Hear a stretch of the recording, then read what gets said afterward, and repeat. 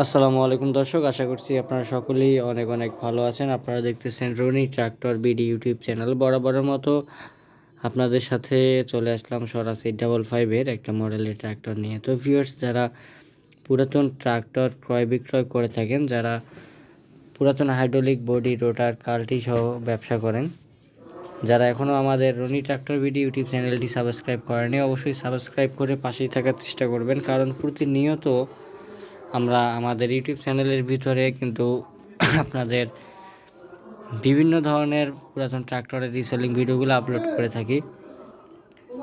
যারা এখন পর্যন্ত আমাদের কাছে কোনো ধরনের লেনদেন করে না, অবশ্যই লেনদেন করার চেষ্টা করবেন।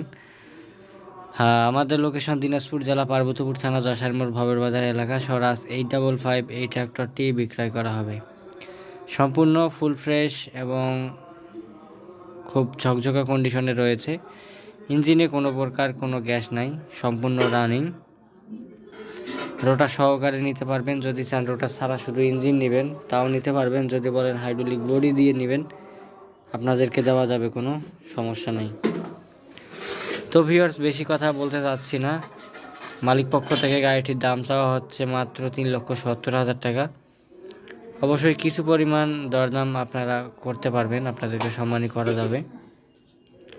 ইঞ্জিনে গ্যাস নাই, সম্পূর্ণ রানিং, কোনো কিছু কাজ করতে হবে না, বড় ধরনের কোনো কাজ নাই।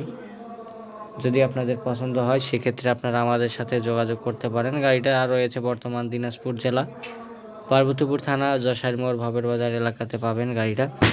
অবশ্যই গাড়িটি দেখার জন্য আপনাদেরকে লোকেশনে আসতে হবে।